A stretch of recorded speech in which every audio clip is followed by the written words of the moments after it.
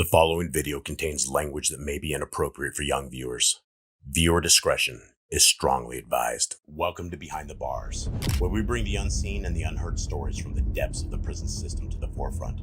I'm your host, Jason Boss, and together we'll explore the madness, the chaos, and the harsh realities hidden behind the steel doors of prisons worldwide. From the local jailhouse to death row across the world, we'll show you the isolation, the seclusion, and the decades spent enduring unimaginable conditions. These are the stories of survival, struggle, and humanity in places most of us will never see. We're here to shine a light on what society often forgets, the voices of the incarcerated. Each story is real, each voice is authentic, and every moment reveals the raw, unfiltered truth of life behind the bars. Join me for a journey like no other, a journey into the darkness, the truth, and the resilience of the human spirit. This is Behind the Bars, real life, real stories. Ladies and gentlemen, friends and family, thank you so much for being a part of this podcast. You are on Behind the Bars, and I am your host, Jason Boss, and I have with me a great brother and a good friend, Barry Chappell, who is from the Arizona State Penitentiary. And guys, there are a lot of podcasts out there right now that Barry and I have done a lot of talking, a lot of soul searching as we do through these talks. And my brother and my friend, how are you doing? Oh, brother, I'm fine today. Another day in sunshine in Arizona. Now, do you actually get sunshine in the prison? Do you get to go out and see some sun?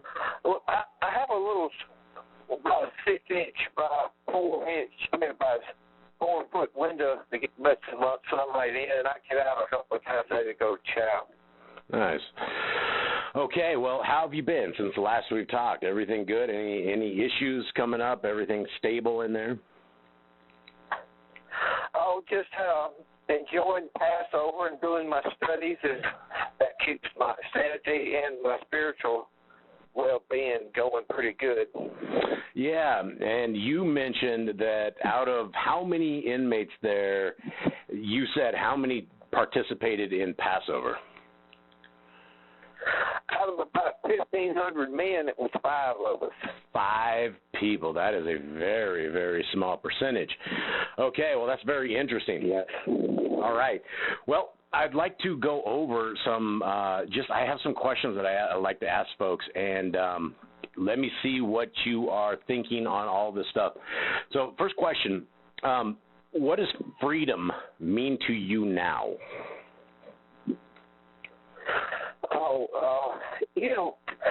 I'll probably look at it a lot different than most people, because the day that I repented, I was free. I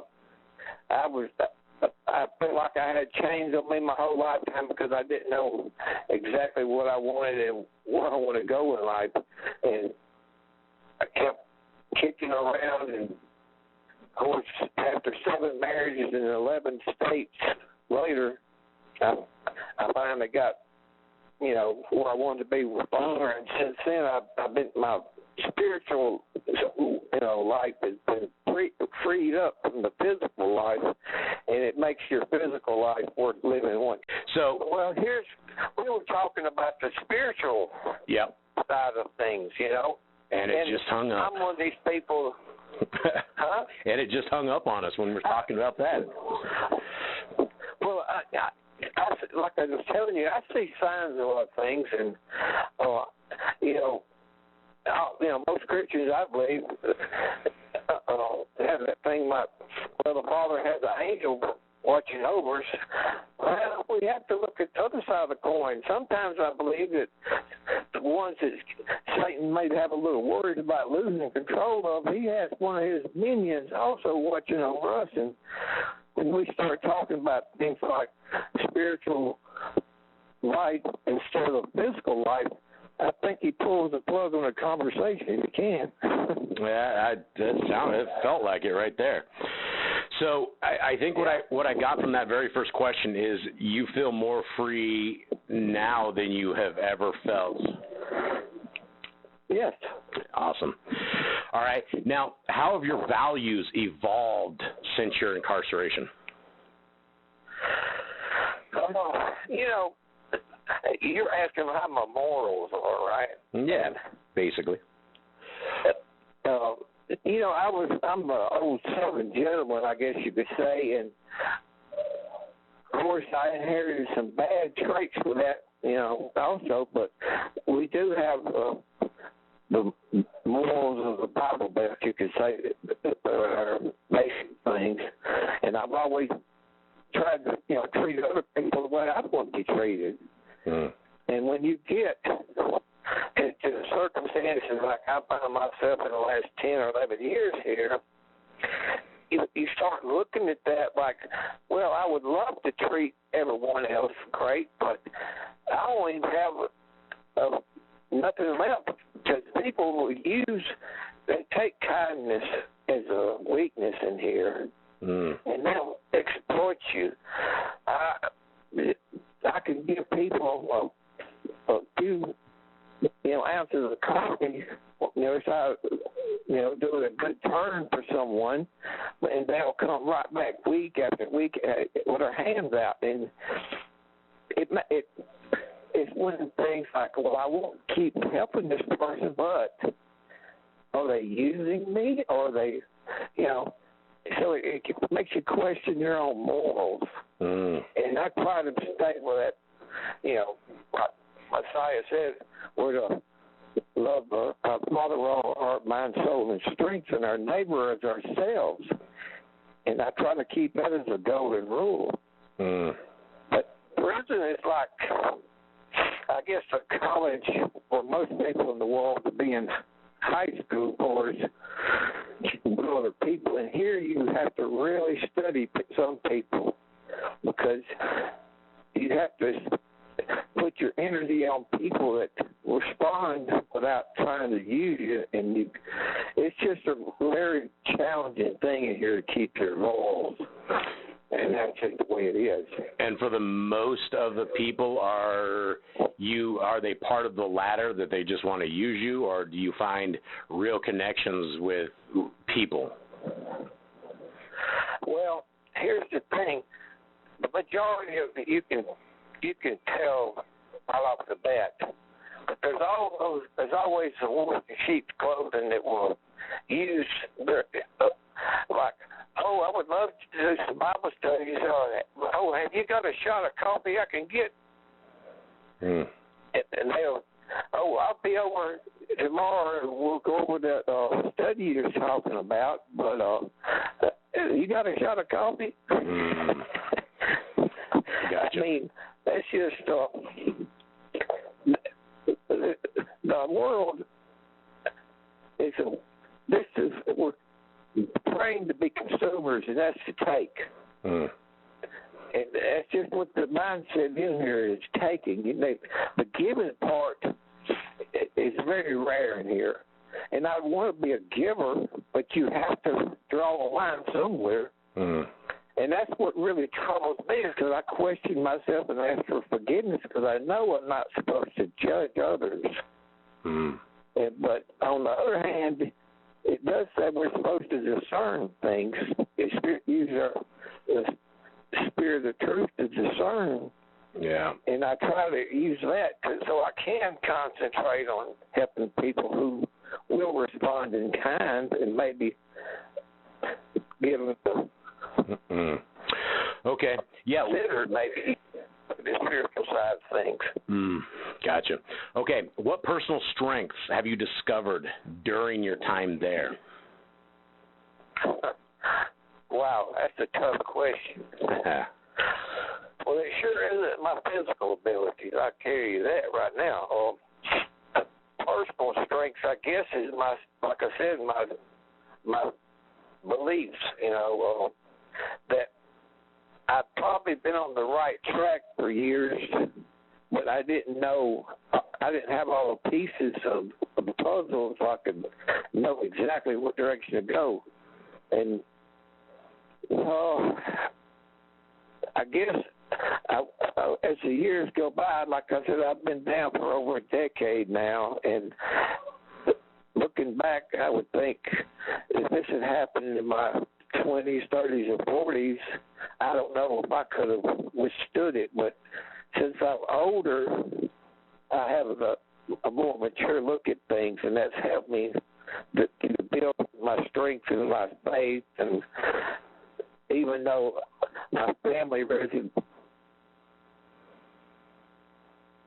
Hold on. I just lost you. There you are. Oh. There you are, back. Got me? Yeah, I got you. So, okay. So basically, you're saying that you're basically age, patience and age has been something that has benefited you far more than the wild child of youth. Oh, absolutely. All right. You know, when you're 27, you don't think you're ever going to die. But when you get 72, you know that you will. And that makes you look at things quite differently. Definitely. All right. Go ahead. Did you have Go ahead. You Okay. Yep. I got a list of them, man. I came up with these ones. All right. What motivates you to keep going during these tough times in prison? Because I know Father's keeping a record, and I know I've got a lot of negative points, you know, and I know that my beliefs and my faith and the work that the Messiah did for me is going. I don't have an advocate for me anyway, but I still know that I deserve a really good whooping when I get up there, you know, and I try to look at things like, well, I need to put some more of that good works in the plus column, and maybe that helps with all them negative things I've did over the years. You know, as we've talked in the past, I got really fascinated with the occult because I was so into the spiritual world, and that's just a really dark road to go down. Yeah. And it's a lasting road as well, right? I mean, you still, it's to some degree, it's still part of you, right? Well, absolutely, because you opened a door that is almost impossible to close, and the only way it can be closed is with Messiah, and even then, Satan keeps throwing his little minions into the clock and trying to gum up the works, you know. It's like he may interrupt your phone call when you're talking about something positive. All right. What does forgiveness mean to you? That something when I come to prison, I immediately started looking at why I'm in here, and I started forgiving people because I know that once you start seeing transcripts of what people say about you and what questions they answer, you can see where they're prejudiced, which side it goes to. Some people will add to statements and for no reason, and it's just hard, you know, to accept. All right. Now, who has been your most significant support during your incarceration? My wife, till she passed, she was with me for the first 5 years, but since my wife passed, it's been my sister. My children, they just kind of fell away, really, when I come in left jail and after the first year. And that bridge has never been rebuilt. So my sister, you know, she's 69, so she understands a lot of things that I do. And we actually slept in the same room with bunk beds till we were probably 9 or 10 years old. At least I was 10 or 11 years old, so she was right behind me. And she's really been my support since then, as far as the physical aspects of things. Of course, that was the one thing about my wife. She kept pushing that the topic we were just talking about forgiveness, you know. I'd forgiven people, and I never would forgive myself because I felt so unworthy of forgiveness. But that comes back to being prideful. And, you know, I'm a prideful man, much as I hate to admit it. What qualities do you value most in a friendship? Honesty. I'd rather someone tell me what they think than instead of letting me guess about it, because, you know, we can put on a pretty good face, you know. I know I was an actor, and you can portray things that's not even inside of you, and that's what you see in prison. Like I was saying, people can portray to be your friend, and when you turn your back, they reach and take something away from you. So honesty is right off the top of the list. Okay. What is? If they're honest, you ain't got to worry about the other things will start falling in line. All right. What does loyalty mean to you?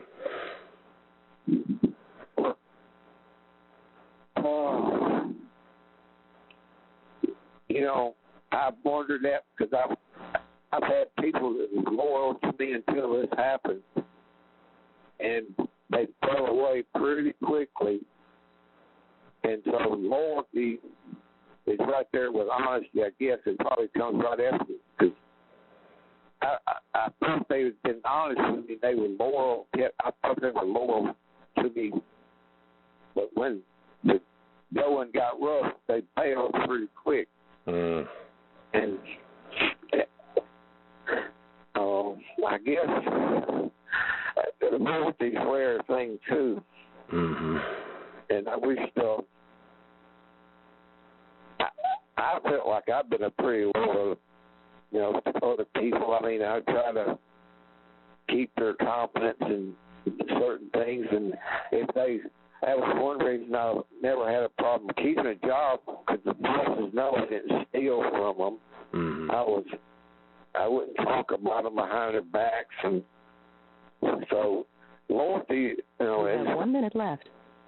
A good quality for sure.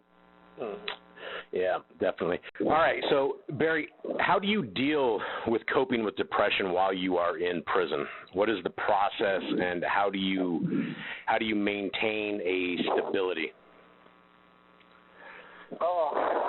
You know, I find that doing my scripture studies it gives me more peace than anything else. And whenever that's interrupted by the craziness around me, I get frustrated. So that requires me to see like a little, I guess you call a therapist once a week. I just finished a little session with her this morning. But it just does good to talk to somebody with a confidential aspect to it and hear, you know. So they allow, it's like a psychiatrist of some kind? I mean, does everybody have access to one? Yeah, you can, you know, of course, they had me on psych meds from the time I hit jail. They called me bipolar and some type of schizophrenia and some kind of a disorder because I believed in spirits. Wow. So if I believe in God, I have a mental disorder. Well, that's true. Wild. That is crazy. So, I thought everybody believed in some sort of spirits. I mean, the Satanists definitely believe in them. That's for sure. Well, a psychiatrist thinks it's a mental disorder. It's a long word. I can't say it. Does she still think you have a disorder? According to them, I do. Huh. As far as believing in spirits now, the bipolar thing, you know, I guess you could call it because I can flip on a dime, but, you know, if the situation requires it. And that's probably just I've had that all my life, because when you're trained as a soldier, you know, you train to do something without thinking, you react. So I probably brought that over. I was in the Army National Guard 71 to 77, and I had all the Vietnam training and riot training, and of course I traveled around in different camps. But that and what do they coping mechanism is tough. Well, what is their definition of bipolar? Because I know that's changed throughout the years. I mean, I believe some of that is like a manic depressant side of things, as what they call bipolar now as well. What is the definition they give you of this? Well, mine is where I can be pretty level-handed one time, then I can go to 100, so to speak, and just a few minutes later. Because I had anger issues, stuff like that, of course. And the bipolar, I don't know which type it was. That was diagnosed in 2014, and they put me on a couple of psych meds, and I was on those for about 3 or 4 years, and I got tired of just feeling blah all the time. So I refused to take them, and they tried to make me see a psychiatrist every month, and I refused. Then they would come around and try to talk to me myself, and I wouldn't talk to them, and they finally gave up for a few years. But once I got to this yard about a year and a half ago, this is probably the worst yard in the state.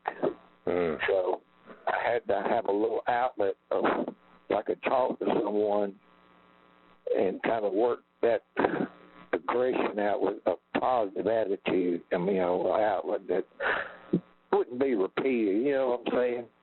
Because people in here, you can't be confidential with another inmate and trust them not to left their mouth with someone. Right.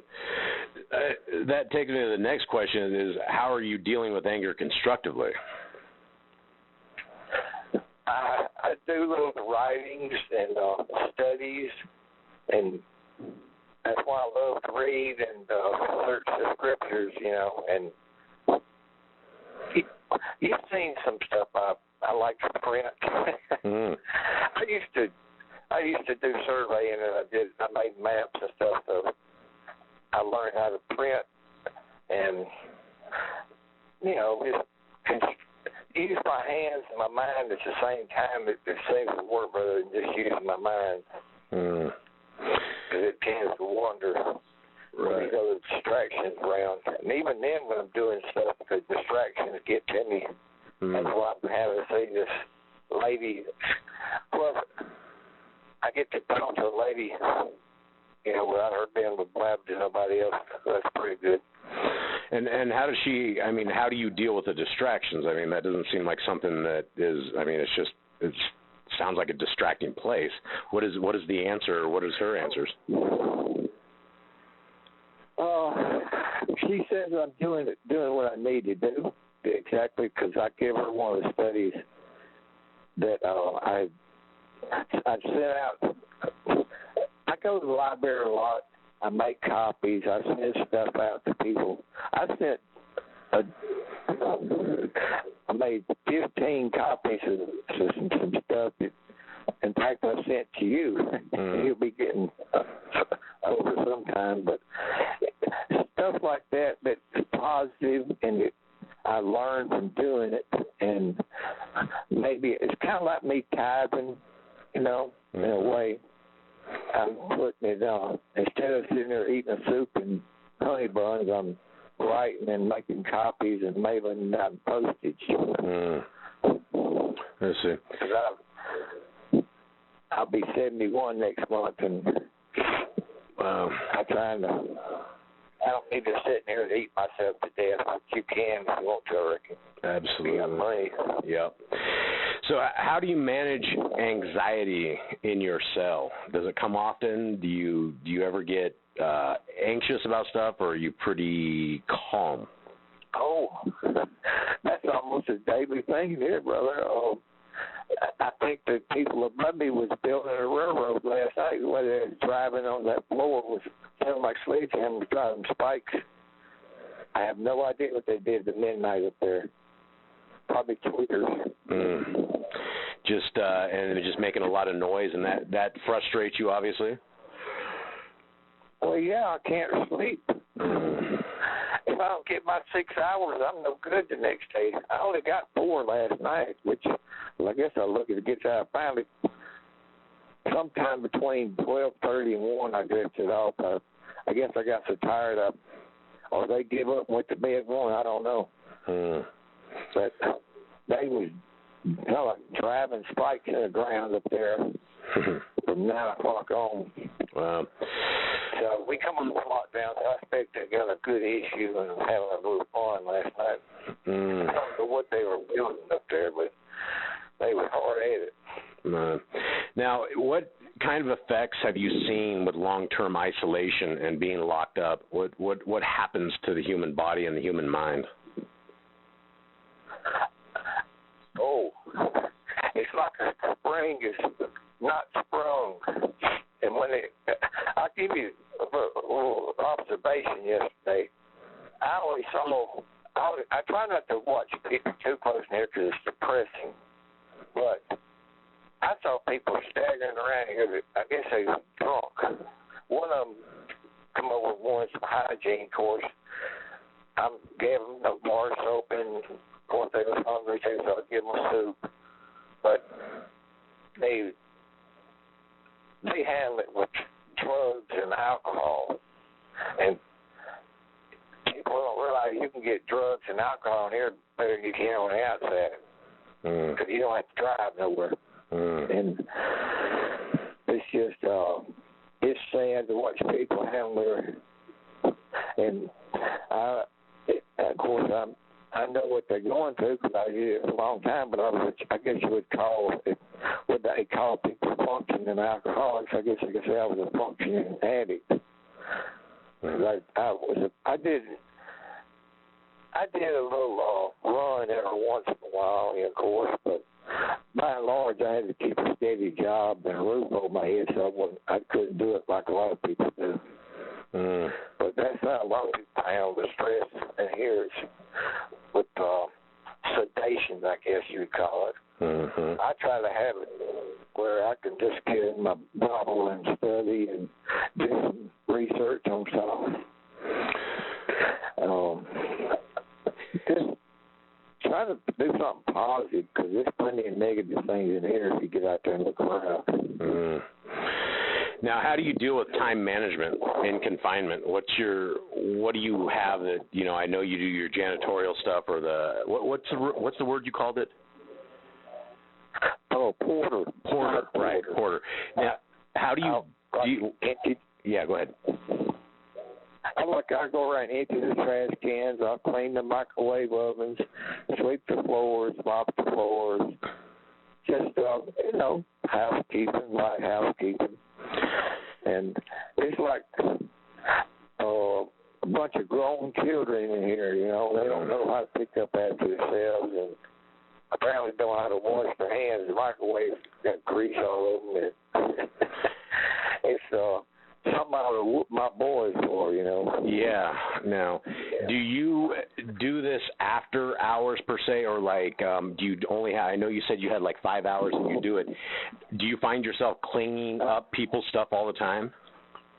Well, when I could get out there and do it, I'll do it. I try to do it every day except Sabbath, because I'm supposed to be off Mondays and Tuesdays and Wednesdays supposed to be my day off, but I usually work that day because I'm not working Sabbath. And this past weekend, I had a weekly Sabbath followed by high Sabbath, and so I had 2 days that I didn't do nothing out there. So I've been trying to. I got out there Monday morning and did my little cleaning and run to the library and got some copies and called you, and all of a sudden, wham, bam, they got locked down. So I didn't get back out and do my porter job till yesterday afternoon, and I got out there again this morning and did some stuff, sweep, to clean the microwave, empty the trash cans. Mm-hmm. Now, these guys, every penitentiary that I talk to, the people inside of the penitentiaries, there's always what everybody calls the politics of the prison. And every single prison seems to have different politics. And I was talking to a guy today, and he says they give you a little book when you first go in, and this is what they expect. But he's like, at the end of the day, it never turns out that. Can you tell me a little bit about the politics of the Arizona State Penitentiary and navigating these politics safely? Well, I'm in what you call integrated housing, and you don't have the politics like you do in the general population. The general population is more like you have your cliques, I guess people would call it, where you have the Brotherhood or the Chiefs or the Chicanos or the Pipers or the Blacks. You know, you have your different races and the different cultures kind of joining together like little gangs, I guess you could say better. And here it's more like a free-for-all mixture. As far as the politics of the staff, that's pretty standard, you know. But the thing about this time, this changed even in this July, I'll be 11 years I've been locked up, and it's changed so much in the last 5 or 6 years to where there's no accountability from the staff. I mean, I've seen people personally in this part I've lived in get caught smoking meth and have illegal electronics in their rooms and not even be locked down, just not even lose their jobs. So when you don't have any accountability, there's no rules. And that's pretty much like this yard is. There's so much drugs, alcohol, and I think they let the population sedate themselves so they're easier to handle. And I saw that in the general population also, but in here it's even worse. And go ahead. It's sad to watch, honestly. Yeah, I've heard that before. I've actually heard interviews with prison guards where they talked that was the reason that they allowed drugs in, and that the majority of the drugs came from the officers themselves, was that the inmates would be completely wild if they weren't sedated. Right. Okay. And they would give you these psych meds. All you got to do is tell me you're feeling depressed or suicidal or whatever the case may be, and they're more than happy to dope you up. And if you tell them you think you're a girl, they're more than happy to give you estrogen and sell you a bra and panties and some makeup. So it's such a free-for-all over the last 5 years. It's changed so much from the 5 previous years. It's unbelievable. Wow, so you can actually transition in there, kind of? Well, everything but the surgery. Mm-hmm.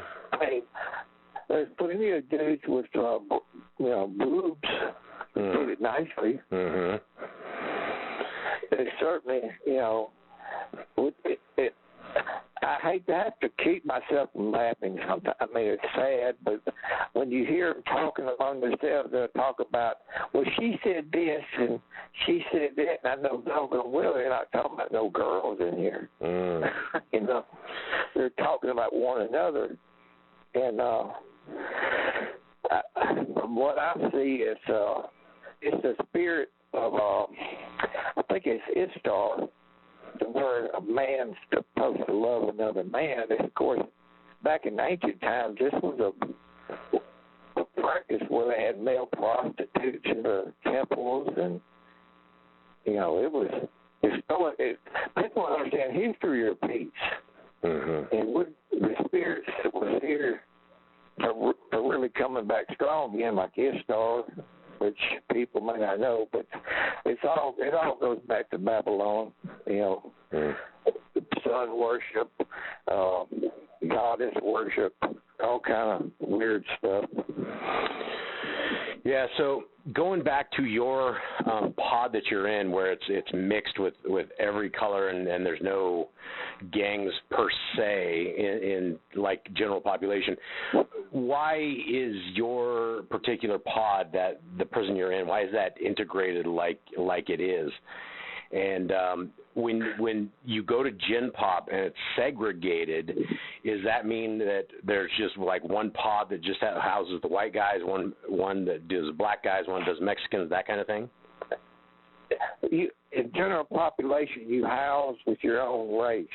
You know, if you come in here, let's say you're mixed. And you say, well, I want to be with the Caucasians, or I want to be with the Afro-Americans, or I want to be with the Mexican nationals, which are Paisas, or I want to be with, let's say, the American Mexicans, I guess you call those Chicanos.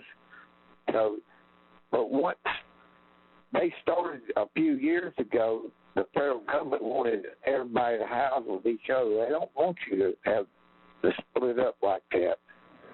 So they started pushing it a few years ago to where everybody would sign to be housed with any race, because it was some kind of federal thing.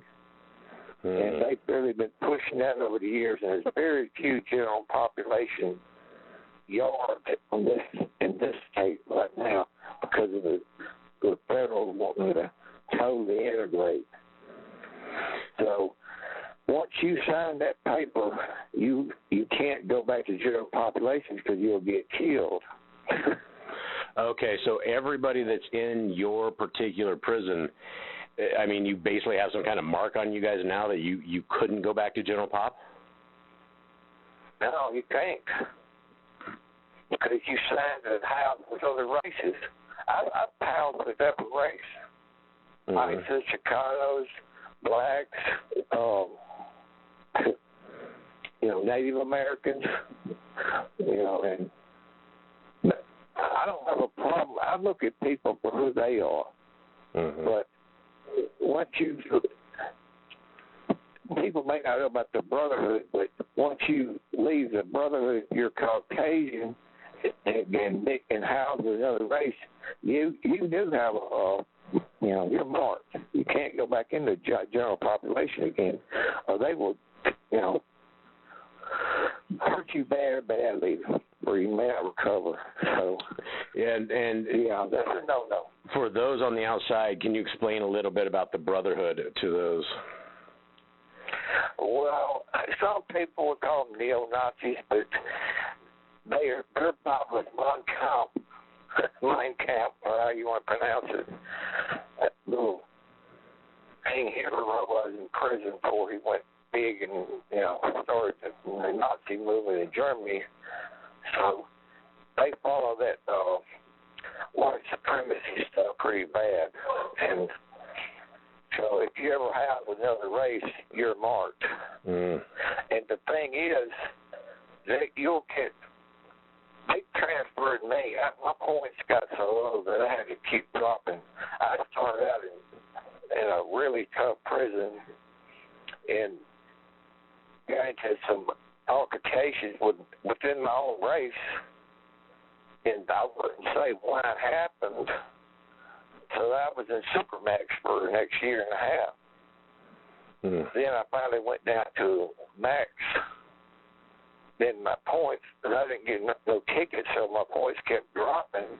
And I'd go down to medium custody. Now I'm in like what they would call minimum medium or something like that. I'm as low as I'll ever go. And it's just, it's changed so much as far as the social structure of what I was when I come into the state 10 years ago. I was in the county for a year. Right. But the integrated, of course, people are going to hang with their own types, Order 6 is on level, and the druggies hang out with druggies. The people like hooch and get drunk, hang with each other. And you got there's stuff like that going on. I see. It's not like we were talking the other day, in my particular belief of all of them, not the Jewish, I'm classified as a Messianic Jew because this state don't classify just a Messianic. And as far as Passover, out of over 1,500 inmates, there was only 5 people that took Passover that week, to where you get the Passover meals. I'm on a kosher diet, but there's plenty of cross bearers, I call them, in here. It's like you see rappers or something, these big gold chains and crosses. I call them cross bearers because they're not really Christians, you know. So, okay. It's just a different clique. Yeah, but you don't see any kind of racial issues inside of your pod that you are in. You're not. Oh, sure. What do you see? The racism, they'll creep back up. And racism, that's just humanism. You know that. That'll go on to the Messiah return. So that's just something that's just more pronounced in here. Yeah. Well, I get along with people, but some people have been brainwashed in their cultures. I don't know. It's like I told my therapist, I guess you could call it, my mental health counselor, that, I'm from the thought that, you should be able to debate a subject between two people and have two, opposing views and talk about it. But that's not the case when the racism comes into the question. It's either right or wrong. And there's fight, and it's all physical. No using logic or reason. That goes out the door in prison. It comes down to you getting shanked or whatever the case may be. I see. Now, do you believe that everything happens for a reason? Absolutely. I tell people, there's no such thing as coincidence, just consequences, and that's just how I've always lived. Anyway, I see things that the Father has put in my life that can't be accidental, and of course, over our talks, you come to know that I'm sure I'm a believer in spirits because, I think the spirit world drives the physical world and not the other way around. I agree. All right. Well, we are almost to the end of this particular podcast. We got a couple minutes left.